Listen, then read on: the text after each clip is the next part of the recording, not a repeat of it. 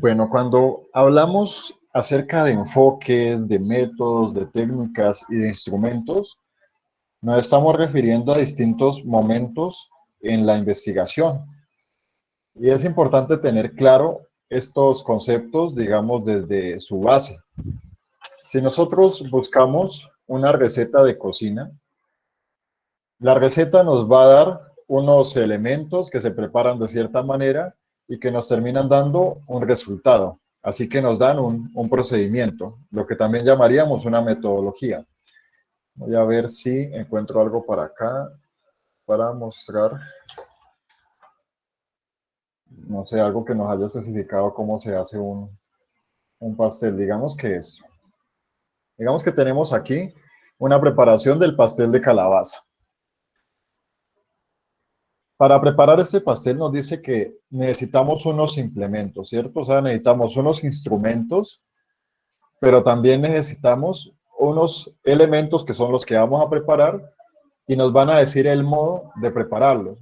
Entonces, cuando nos dicen eso de preparación, nos están hablando del método, nos están hablando del paso a paso que realizan para poder llegar a este resultado. Así que uno al final espera este resultado y espera un método que lo lleve siempre a este mismo resultado. Ustedes no esperan que de pronto buscando hornear un pastel terminan haciendo una sopa, ¿no? Ustedes no esperan eso. Ustedes esperan que al final el resultado sea lo más parecido a la imagen. Y eso mismo ocurre con la investigación, tanto cuantitativa como cualitativa. El enfoque es la mirada que tenemos de las cosas.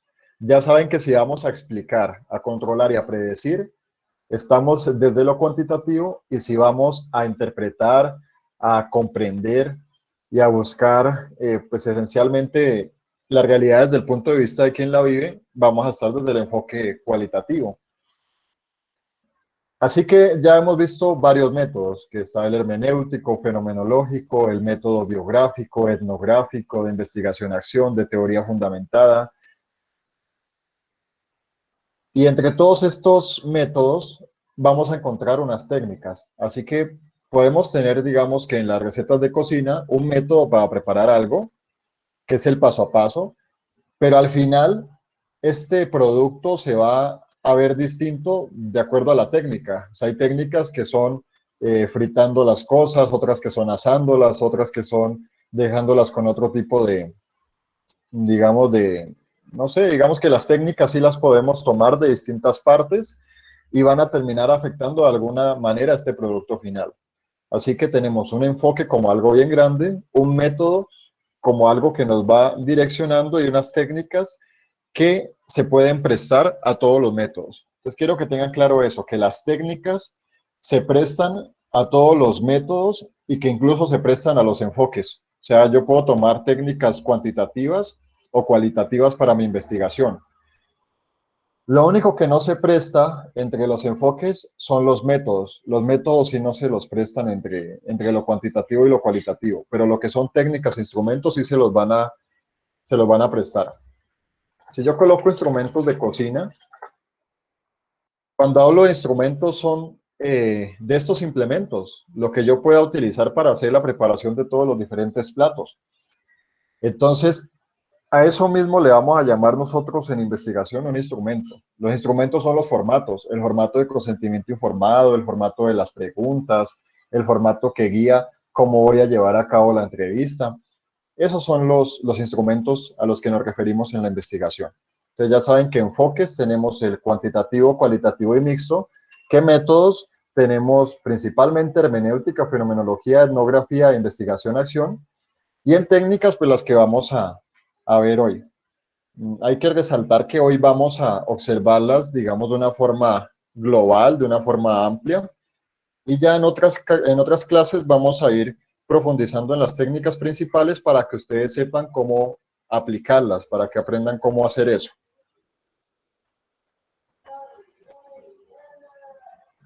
Partimos por la entrevista, que es la técnica más usada en el enfoque cualitativo. Y aquí en la entrevista encontramos entrevistas individuales y entrevistas grupales. Las entrevistas individuales se dan de distinta forma. Las más comunes son las entrevistas semiestructuradas. Cuando hablamos de entrevista, nos referimos a un proceso de conversación, pero es un proceso en el cual yo tengo un orden a las cosas o yo trato de indagar algo. O sea, no es tan libre como una conversación que pudiera tener con alguien en la calle, sino que en la entrevista yo estoy tratando de averiguar algo, necesito saber algo que esa persona conoce. Si yo tomo una entrevista individual, lo hago porque es un tema difícil de hablar. O sea, siempre que sea un tema sensible, que sea un tema que a la persona de pronto la avergüence o que le resulte complicado hablar de ese tema frente a otros, vamos a escoger una entrevista individual. Ya dentro de estas, como les mencionaba, la más común, la que más se usa es la entrevista semiestructurada. ¿A qué se refiere eso de semiestructurada? A que ustedes van a hacer una lista de preguntas y le van a dirigir esas preguntas a todos los participantes. O sea, ya viene con un esquema y ustedes le van a presentar ese mismo esquema a todos los participantes. En la entrevista semiestructurada podemos encontrar preguntas abiertas y preguntas cerradas. Voy a mostrarles un ejemplo de eso con esto que han realizado otros de sus compañeros. Un Profe, ejemplo, buenas tardes. Hay unos bueno, compañeros que no los ha aceptado. no, gracias por avisarme. Es que realmente no escucho o sea, mientras hablo y todo, no escucho cuando alguien trata de conectarse. Estas son preguntas cerradas.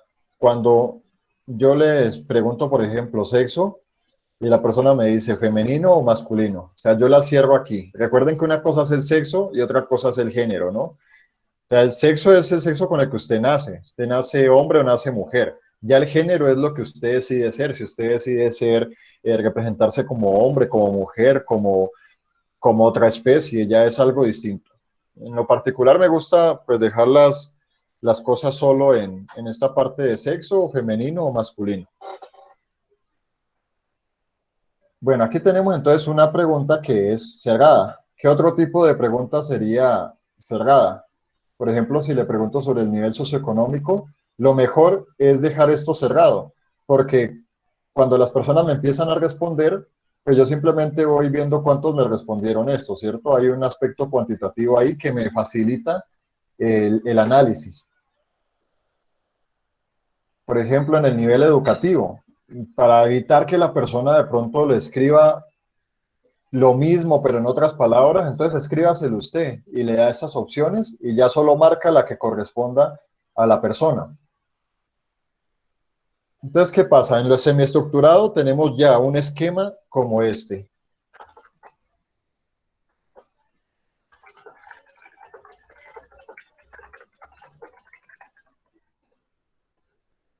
Y esta podría ser una pregunta abierta. Le digo, ¿qué piensas sobre la educación virtual? Así que, frente a esta pregunta que es abierta, la persona me puede decir muchísimas cosas. Lo que busca lo cualitativo es eso, busca que el participante hable mucho acerca de ese que es mi tema de estudio. Entonces puede ser que el participante uno me dice,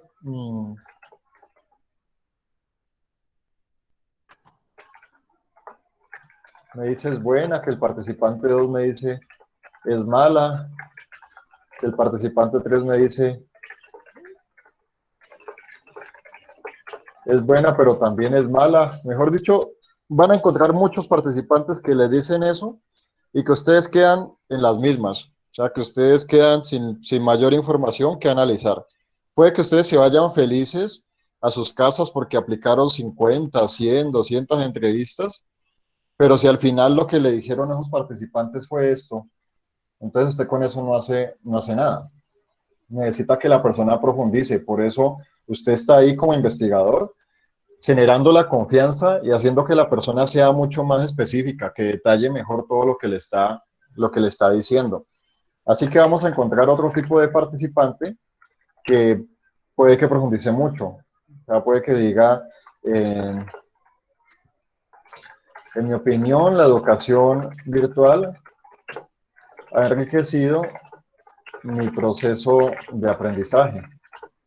Creo que las clases son dinámicas, que me aburro menos y que los profesores se preocupan un poco más por interactuar con todos los estudiantes. Entonces, ¿qué pasa? Ya cuando tenemos esto, es mucho más fácil hacer una interpretación porque tenemos más elementos. Así que si sus participantes les responden algo como esto, busquen que profundicen, que detallen, que digan, bueno, es buena, pero ¿en qué sentido? ¿Es mala? ¿De qué formas? Y si es mala, ¿cómo cree usted que podría mejorar? Y si dice que es buena, pero también es mala, entonces ¿dónde está ese equilibrio de las dos cosas? ¿O dónde está el límite entre una cosa y la otra? Podemos siempre profundizar. Por eso es que es semiestructurada, porque le da la posibilidad a usted de complementarla. ¿Cuál sería una entrevista estructurada que utilizarían en lo cuantitativo? Sería una entrevista como esta, donde ya tengo un reactivo y unas posibles respuestas ya determinadas. O sea, usted elige entre las que están aquí. O sea, elige alguna de estas y punto, así lo elige. Entonces es respecto a esto. Así que aquí tenemos pues ya un instrumento que es más de tipo cuantitativo porque cierra todo a unas opciones específicas de respuesta. En el caso de lo cualitativo, podríamos usar ese tipo de entrevista, pero realmente no nos aportaría mucho, pues nos aportaría un número. Entonces siempre tendemos a usar lo semiestructurado, teniendo en cuenta pues que al final cada persona le puede llamar distinto a las mismas cosas, ¿no? Una cosa es que yo le pregunte qué piensa sobre la educación virtual y la otra es que yo diga, considera que la educación virtual es, y aquí por ejemplo, excelente, buena, ni buena ni mala,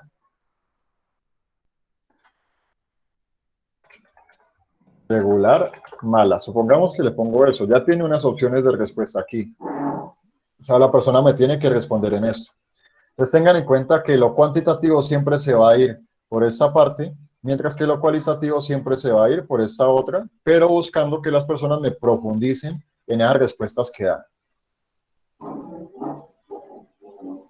Eso frente a la entrevista semiestructurada, que es la que más van a usar y posiblemente la que ustedes van a llevar a cabo en su proyecto de grado. Ahora tenemos la entrevista abierta o no estructurada. Como su nombre lo indica, esta no tiene un guión, esta no tiene un esquema previo, sino que esta va surgiendo conforme se va dando la conversación con la persona. Entonces puede que lleguemos a una comunidad y que vayamos a estudiar lo que son las pautas de crianza y de alguna forma cómo se está dando eso en la comunidad. Pero las personas de la comunidad con las que tenemos que hablar pasan todo el tiempo ocupadas, ya sea con labores del hogar o con trabajos y esto. Entonces podría pasar que usted se acerca a una de esas personas y ella le dice, yo con mucho gusto le respondo lo que me pregunte, pero es que ahora tengo que lavar ropa, o es que ahora estoy cocinando, o es que ahora me toca dejar todo esto listo. Desde la investigación cualitativa, uno puede involucrarse con ellos. Y uno puede decirle, venga, si quiere yo lavo platos, mientras tanto usted me va contando más sobre cómo es vivir aquí o hace cuánto tiempo está acá. O sea, no hay un guión. Usted puede preguntarle desde muchos puntos distintos. O usted le puede decir como, bueno, y usted me dijo que tenía que lavar platos y lavar y limpiar el piso y además de eso ir a recoger a los hijos y eso. ¿Usted cada cuánto hace eso? Y la persona dice, no, yo hago eso todos los días. Ah, ¿y cuántas personas viven acá? Vivimos 8 personas. Y uno dice, ¿y todas son mujeres? No, hay tantos hombres, tantas mujeres. Y tantos niños, podría decir. Uno dice, bueno, ¿y cómo es eso? O sea, ¿cómo es convivir con ellos? Y ahí ya la persona le va contando. Y después usted lo que va sacando es información de cómo son esas pautas de crianza y cómo son esas relaciones dentro de esa familia. O sea, quién es el que tiene, digamos, la autoridad en el hogar, dónde están esas creencias de pronto de que es la mujer la que hace el aseo y el hombre el que sale a trabajar, o qué tipo de creencia es la que se maneja ahí. Y a partir de esa conversación que es abierta, que es, digamos, en un ambiente natural, en un ambiente relajado, usted va extrayendo la información. Lo único que no debe hacer es desviarse de los temas. O sea, una cosa es que no tenga un esquema y otra cosa es que usted no sepa por qué está ahí. Si usted sabe bien por qué está ahí y qué es lo que tiene que averiguar, entonces no importa el camino que tome, pues siempre va a llegar como a saber más sobre el tema. Entonces siempre, aunque no tengan un guión, vayan con claridad de qué es lo que les interesaría conocer acerca de un fenómeno. Luego tenemos la entrevista en profundidad. En la diapositiva ustedes podrán acceder a lecturas complementarias de estos elementos que están subrayados para que conozcan mejor sobre esto desde la teoría. La entrevista en profundidad también se le llama entrevista fenomenológica, porque es una entrevista que no se limita, digamos, a unas preguntas solamente, sino que profundiza como tal en las intenciones que tiene la persona respecto a sus actos, a las cosas que siente, a las cosas que piensa y cómo esto de alguna forma pues afecta su día a día. Así que en entrevista en profundidad sí podemos tener un guión, o sea, se puede dar que tengamos un guión y a partir de ese guión vamos respondiendo como las preguntas superficiales, pero luego vamos centrándonos en las cosas más profundas. Por ejemplo, si le pregunto sobre la educación, primero conozco las cosas generales de qué es eso de la educación para esta persona, pero luego ya voy por otro tipo de preguntas como, bueno, ¿y usted para qué estudia? ¿Y qué espera lograr? Hay días en los cuales quisiera hacer algo distinto, en caso de que así fuera, ¿qué haría? O sea, voy metiéndome por otro tipo de asuntos que, que pueden resultar de interés al momento de interpretar. Eso frente a las entrevistas individuales.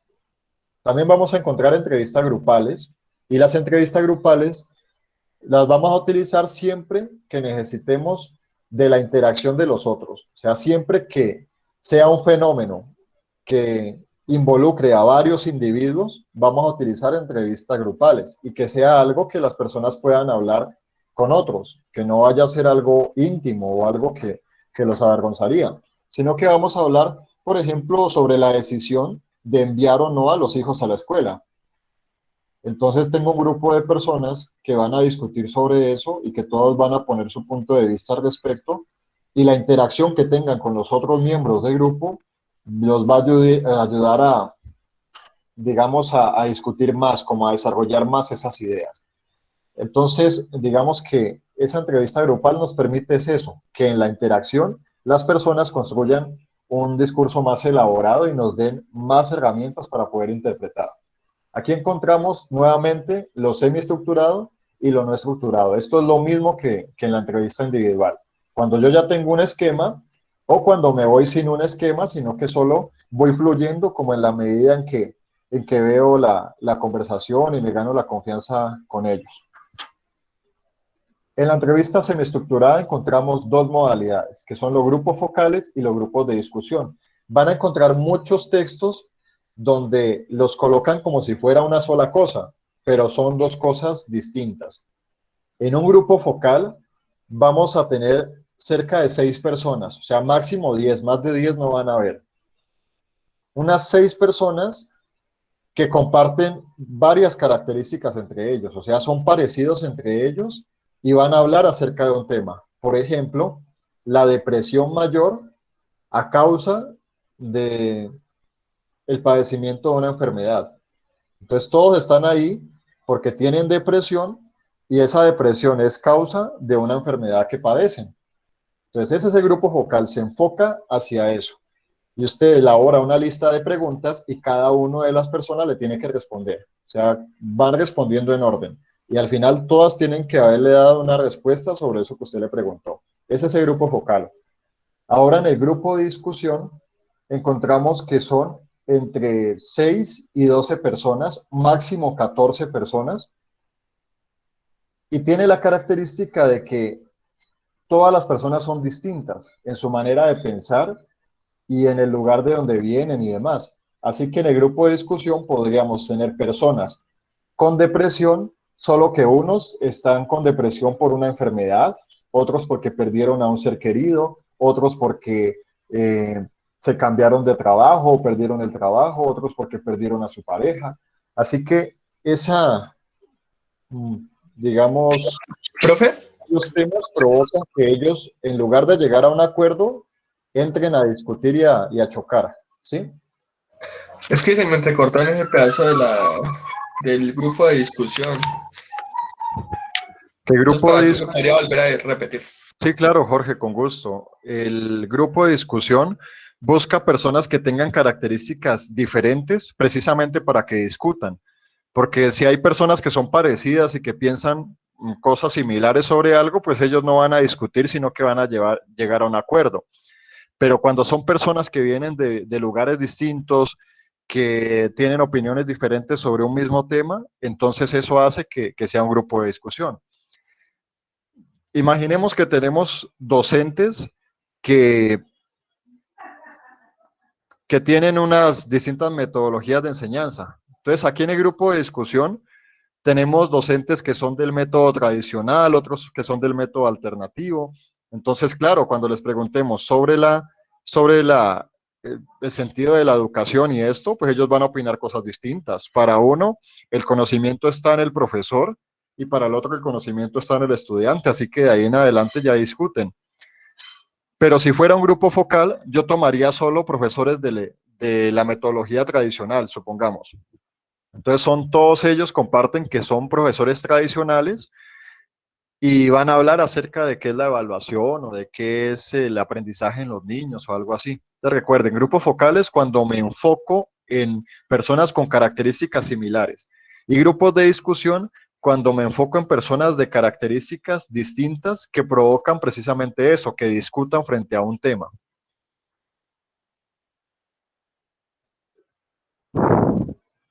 Estas técnicas las Profe, complementamos con, ¿sí? profe, perdón. Entonces, un grupo focal es como la clasificación de las entrevistas, ¿no?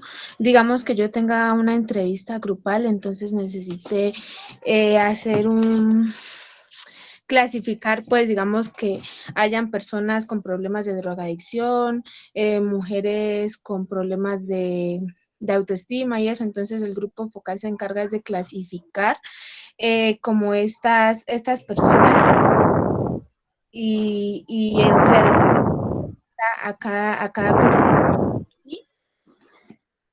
Pues no es que el grupo en sí las clasifique, el que la clasifica es el investigador. Entonces, si a usted le interesa estudiar la drogadicción, usted puede tomar personas pues, que lleven tantos años de consumo, o sea, que compartan esas características. Por ejemplo, todos los que están ahí es porque llevan 5 años consumiendo o porque llevan un año sin consumir. O sea, hay algo que los une a todos frente a un mismo tema y eso es lo que hace que sea un grupo focal. Ya. En cambio, en el grupo de discusión tendríamos personas que llevan 10 años consumiendo, otras que ya llevan 10 años sin consumir, otras que no han consumido todavía, otras que están apenas iniciando en el consumo. O sea, tendríamos personas de muchas características para hablar acerca de ese fenómeno y para que al escucharse entre ellos tengamos la posibilidad de que ellos vayan cambiando el discurso o lo vayan fortaleciendo.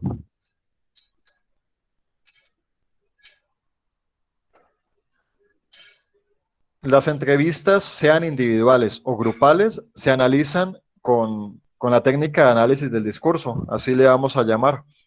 Entonces, siempre hay unas técnicas que son para ver información y otras para acá son de recogida de información y esta análisis del discurso es del análisis de la misma. Luego tenemos otra técnica que es la observación, esta también se utiliza mucho. Y tenemos observación directa, indirecta y participante. La observación directa es la que usted hace en tiempo real. Por ejemplo, usted va a un colegio y se sienta ahí en el patio de la escuela y esa es hacer observación directa, o sea, registrar lo que está observando, hablar de pronto con algunas personas, eso es observación directa. La observación indirecta sería si usted estuviera observando una grabación o algo que ya no está en tiempo real, sino que ya pasó. Por ejemplo, que usted va a analizar el discurso de un presidente que hizo el año pasado o algo que sí, que tenga ya como la grabación, pero no en tiempo real. Eso es observación indirecta. Y por otro lado está la observación participante, que es ya cuando yo me involucro con esos participantes, cuando yo me vuelvo uno más del grupo, cuando yo investigo acerca de pronto de las personas que pintan los grafitis o que saltan en bicicletas o que cantan y rapean en las calles, pues yo puedo pasar tiempo con ellos y yo puedo acompañarlos durante el día y puedo estar observando directamente desde dentro del grupo, pues todas las cosas que ellos realizan en la medida en que ellos me van viendo como, no como ese investigador externo, sino más como uno de ellos. Y por eso, pues es el tipo de observación más difícil y es el tipo de observación que más tiempo requiere. Hay personas que creen que porque yo voy y tomo un trapeador o tomo el micrófono y canto con ellos, ya eso es observación participante. No, eso no es así. El requisito de la observación participante es que las personas realmente lo consideren como uno más del grupo. Así que eso se ocurre con tiempo, eso no pasa de la noche a la mañana. Entonces, si usted va a hacer observación en su trabajo de grado, generalmente va a ser observación directa o indirecta. O sea, en raras ocasiones va a ser participante porque no tienen tanto tiempo para hacerlo. Esto lo complementamos con dos instrumentos que también vamos a trabajar en detalle, que son las bitácoras y los diarios de campo. En resumen, una bitácora es una observación o un registro bien detallado sobre una actividad. Por ejemplo, ustedes piden el permiso a los docentes, a algunos docentes, y entran a la clase, ya sea presencial o virtual, y llevan un registro desde que inicia la clase hasta que finaliza. Entonces, por ejemplo, 1 de la tarde, el profesor inicia la clase saludando de esta manera. 1:20 de la tarde, comienza a preguntarle a los estudiantes si leyeron tal actividad o revisaron tal lectura. 2 de la tarde, les pide a tantas personas que retroalimenten lo que hicieron la clase pasada. Ahora, 3 de la tarde, el profesor cierra su clase mencionando que hay que repasar este y este otro elemento.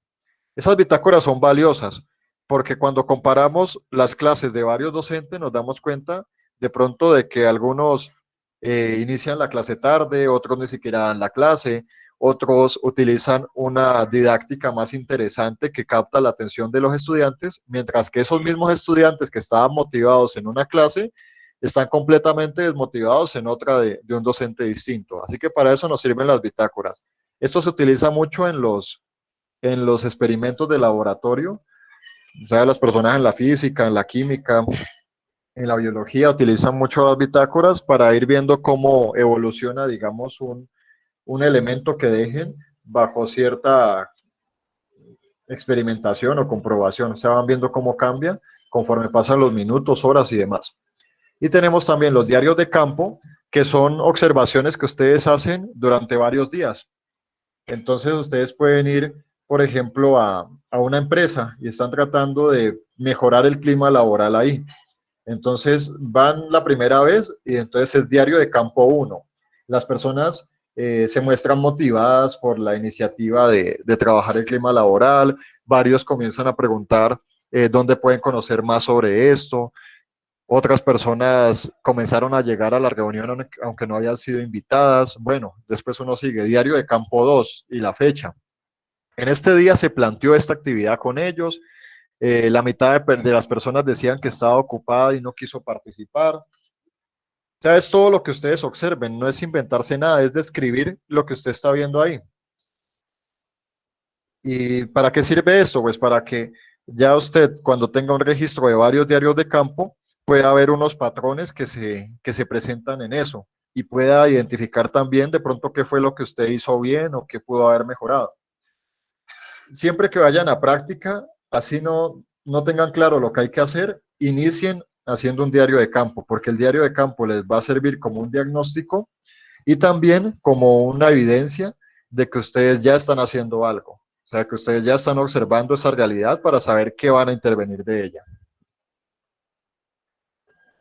Tenemos también las técnicas desde la etnografía, que son la observación participante, ya les había mencionado, cuando yo no solo observo al grupo, sino que me vuelvo parte del grupo y ya lo comienzo a ver, digamos, en carne propia o en mis propias vivencias, me doy cuenta de lo que ellos viven. Tenemos también la cartografía social, que es un mapa que elaboramos en la población o con los participantes, y es un mapa de su territorio, o sea, literalmente es un mapa. Pero ese mapa nos permite ver las relaciones entre las personas, los problemas sociales que se presentan. Y esta técnica de hacer un mapa se complementa con otra que son los mapas parlantes, y es una reflexión que las personas hacen sobre el territorio y las cosas que habitan desde el pasado, el presente y el futuro. Entonces ellos dibujan su barrio o dibujan su comuna o donde ellos vivan y la dibujan en tiempo pasado, digamos 5 años antes o 10 años antes. Luego la dibujan en tiempo presente, o sea, con las casas que hay ahora, los centros comerciales, bueno, lo que haya. Y luego la dibujan en tiempo futuro, de cómo se la imaginan.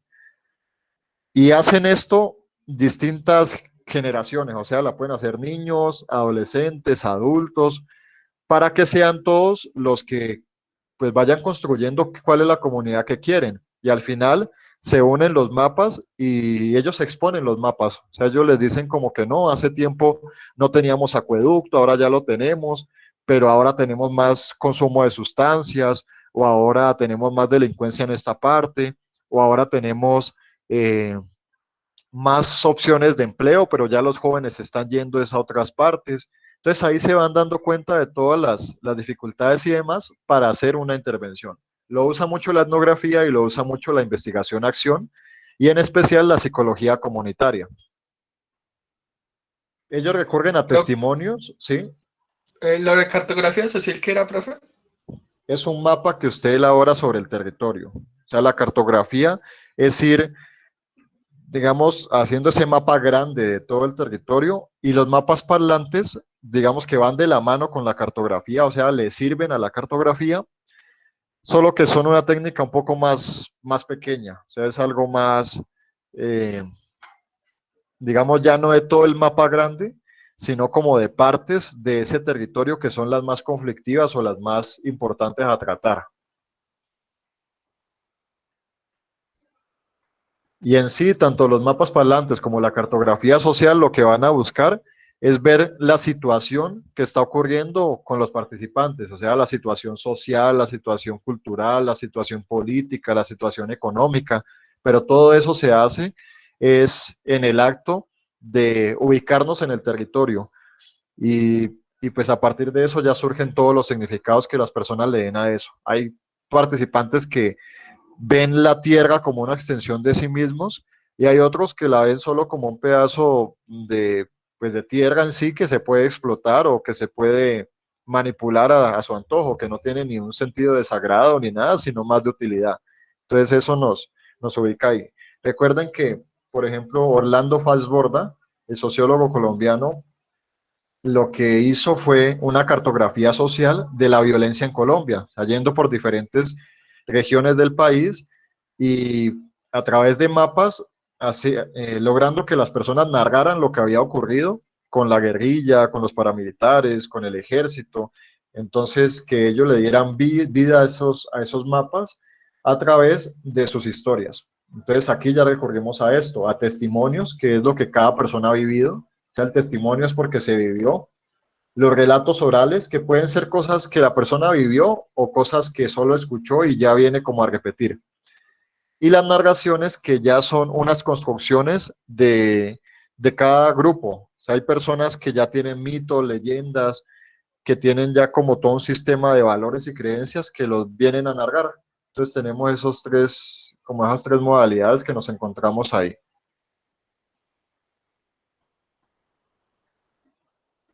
Luego pasamos a los estudios de caso, y en los estudios de caso encontramos el único, el múltiple, el paralelo y otra modalidad que no es tan usada, digamos, en pues en los libros y demás, pero sí en la práctica, y son los estudios de caso cruzados.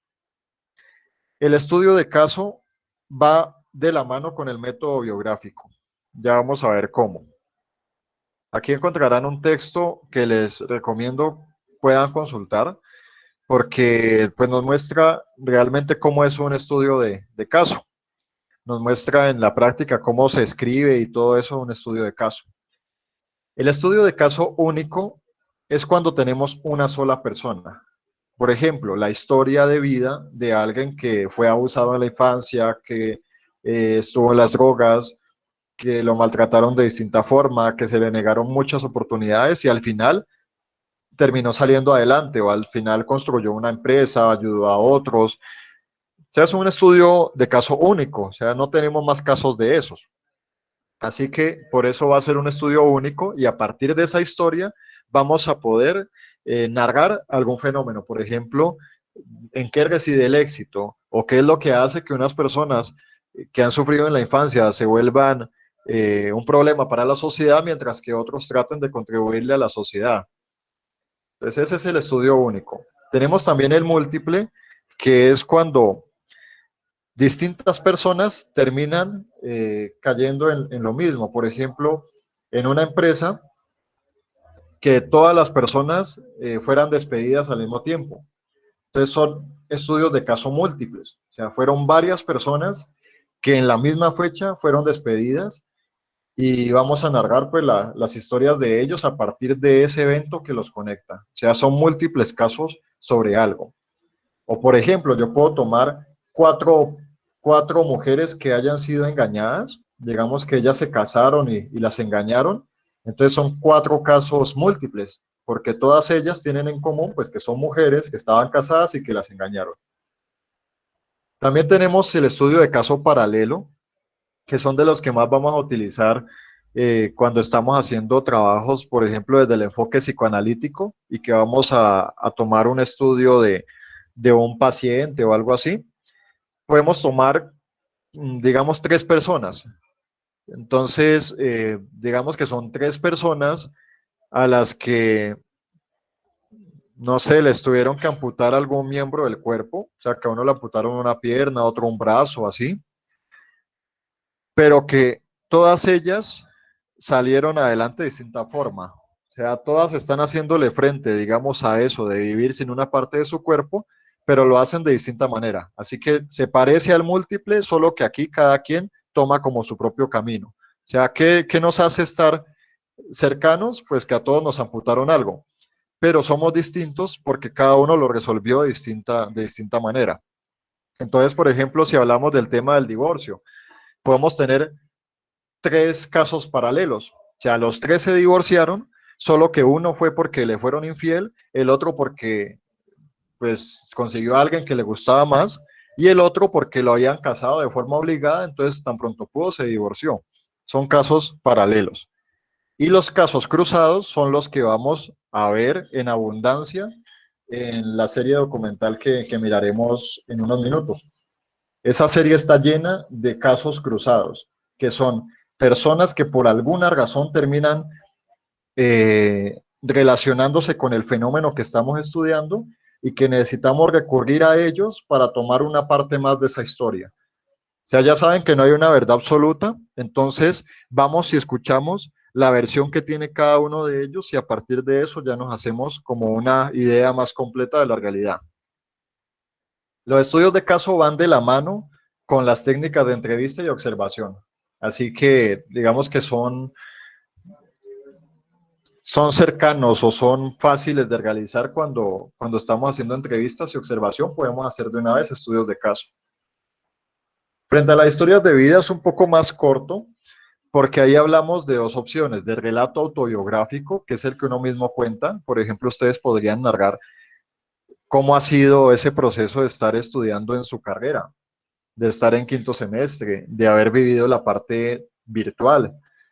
Y eso sería algo válido desde lo cualitativo, o sea, lo que usted mismo cuente, de que le dio insomnio, de que tenía problemas para concentrarse, de que le dio incluso estrés, ansiedad, depresión, y de cuáles son las causas que usted identificó para eso y cómo logró afrontarlo. Usted puede hacer eso desde un relato autobiográfico. Y el relato biográfico es cuando yo voy a la vida de una persona. Por ejemplo, tengo a mis abuelos o tengo a personas que ya pues llevan una experiencia en la vida y voy a preguntarles sobre algo que ellos hacían. Por ejemplo, cómo eran, eh, no sé, las clases que ellos recibieron, o sea, cómo fue su proceso de escolarización.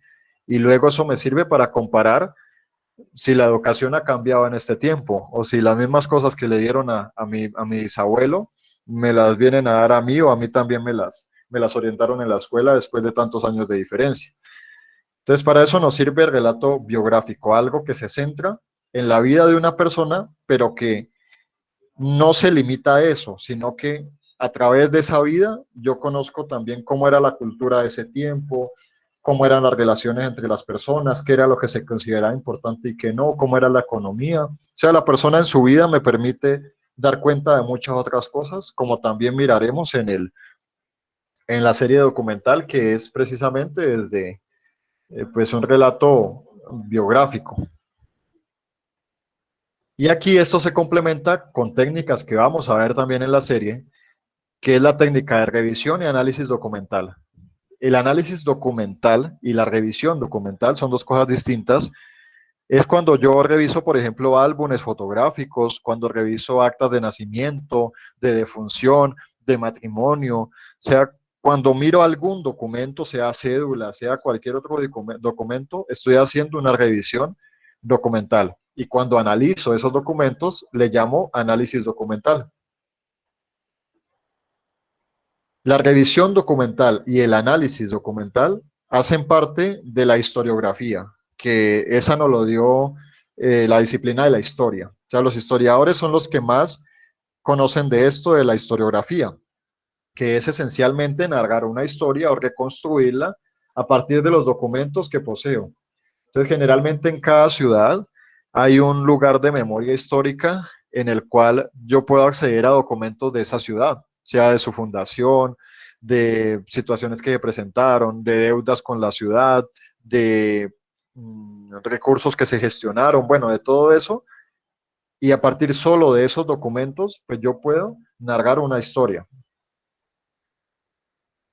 Y aquí aparece algo más. Además del análisis documental, aparece el análisis de contenido. Un análisis de contenido que es una herencia de cuando lo cualitativo no tenía tanta fuerza, cuando lo cualitativo todavía seguía aferrado a lo cuantitativo. Y miren que hoy vamos a ver una cosa bien interesante del análisis de contenido, porque lo cualitativo dejó de usarlo hace tiempo, pero en la serie documental que vamos a ver, lo que más se usa es análisis de contenido. ¿En qué consiste esta técnica?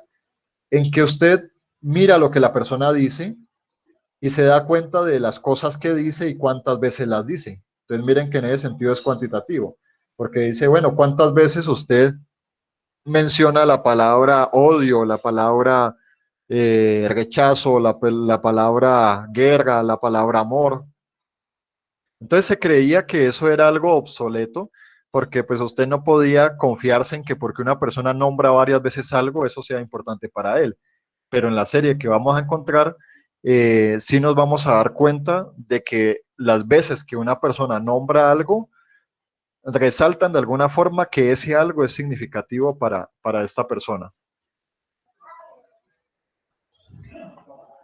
¿Alguna pregunta sobre estas técnicas de aquí? Como les mencionaba, son solo, digamos, por encima, para que sepan que existen, pero que tenemos que empezar ya a desarrollarlas para que ustedes sepan cómo se aplican y en qué momentos aplicarlas. ¿Pero tienen alguna pregunta hasta ahí en eso? Profe, pues yo en la parte de historia de vida, de pronto puedes explicar un poco, es que no la entendí.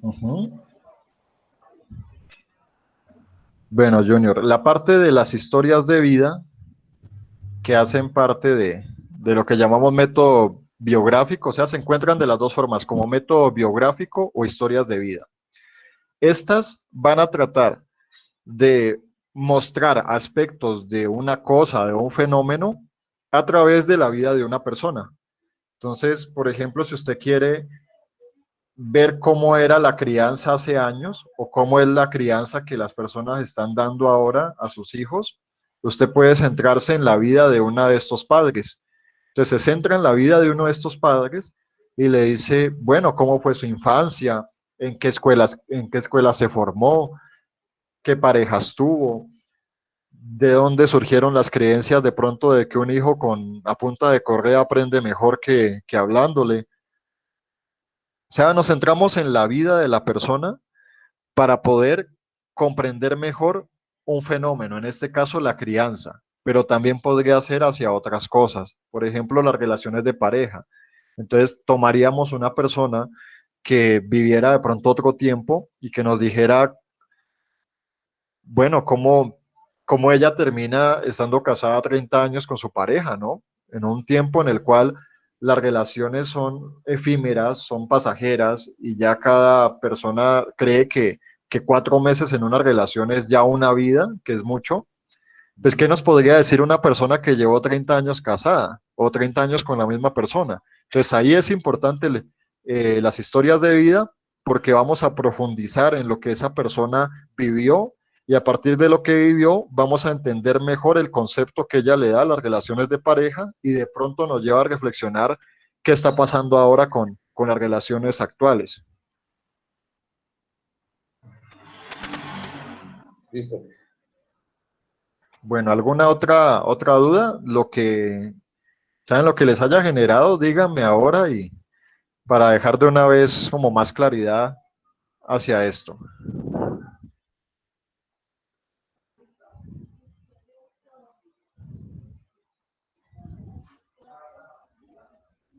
O en algo que quieran que Profe, profundice yo no, más.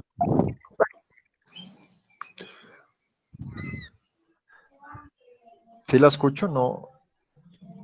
profe, que no entendí la última parte, casi no. La historiografía. Sí, ven, pon la diapositiva y te digo eso. O el Sí, análisis de contenido. ¿Cuál era?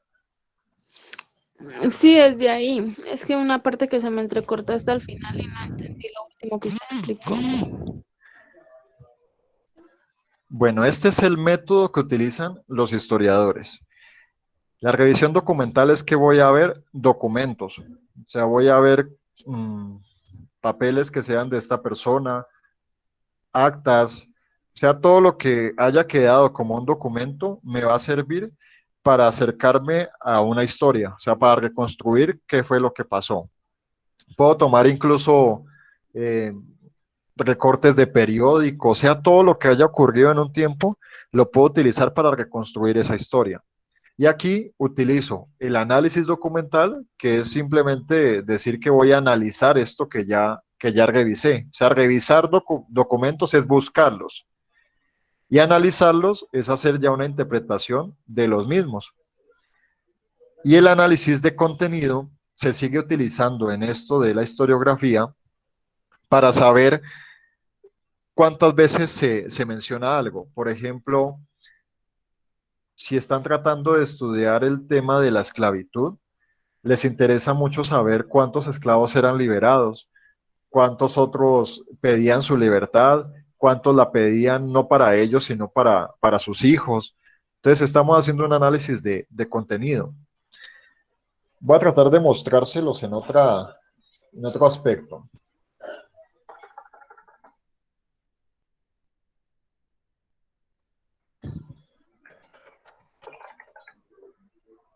Voy a preguntarle a dos participantes qué es el amor.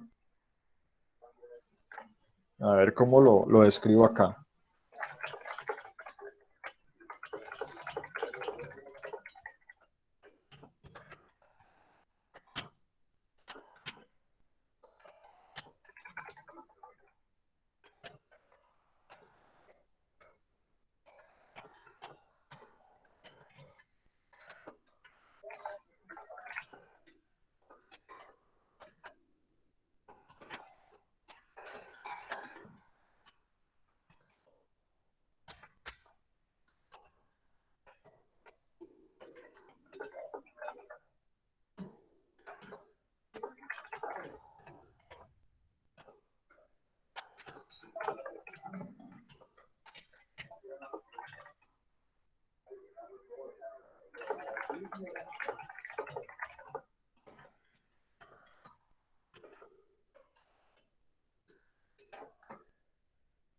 Bueno, ahí tenemos un discurso que se ha transcrito de una persona que me puede estar hablando sobre el amor.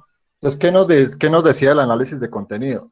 Que debíamos contar cuántas veces la persona se refería a ciertas palabras y fijarnos en las palabras que utilizaba. Entonces comenzaban a contar y después decían que la persona que más hablara acerca del amor era la que consideraba el amor como algo importante en su vida. Así que se dejaba de lado como lo que la persona decía en sí y se atendía más cuántas veces lo decía. Entonces era más importante cuántas veces lo decía que lo que estaba diciendo. Así que esta persona mencionó aquí 6 veces el amor. Entonces mencionó 6 veces el amor. Ahora vamos a encontrar otra persona y veamos cuántas veces lo dice.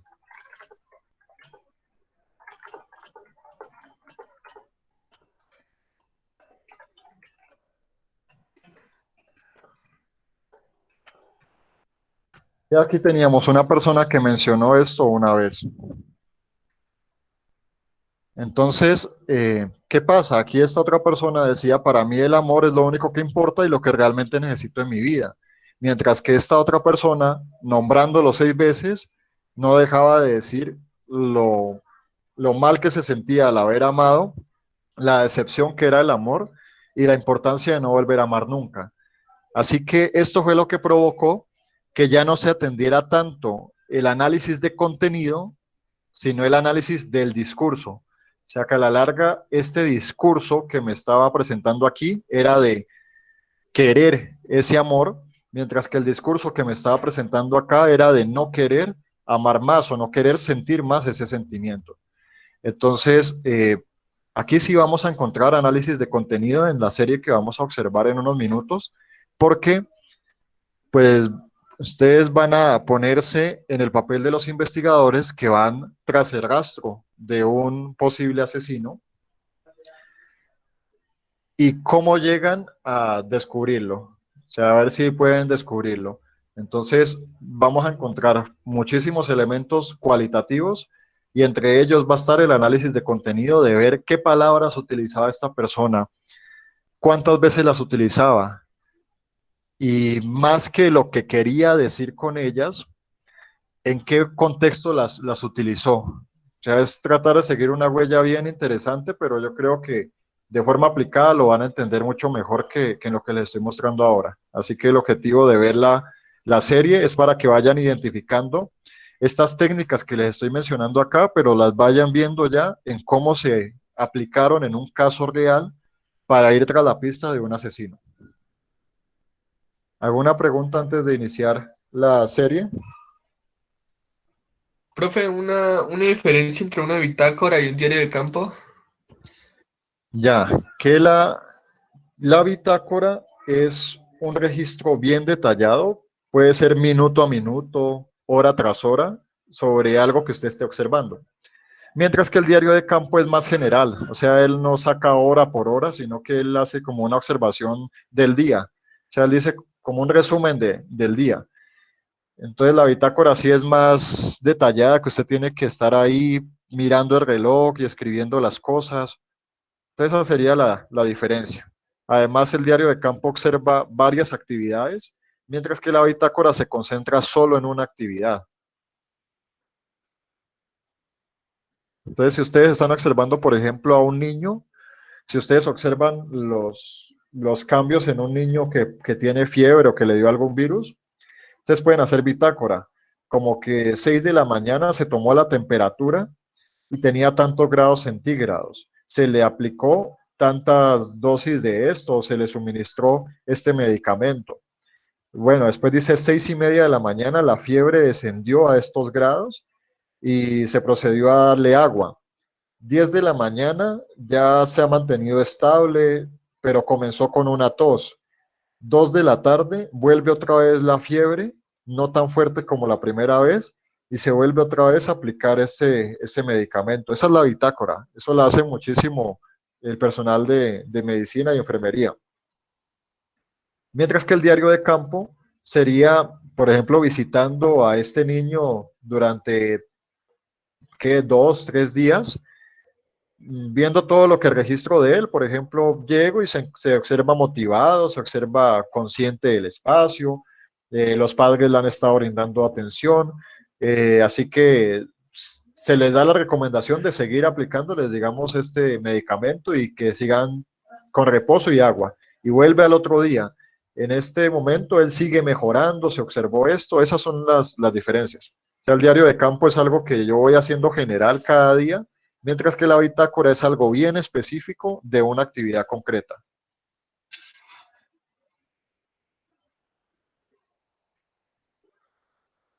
Gracias, profe.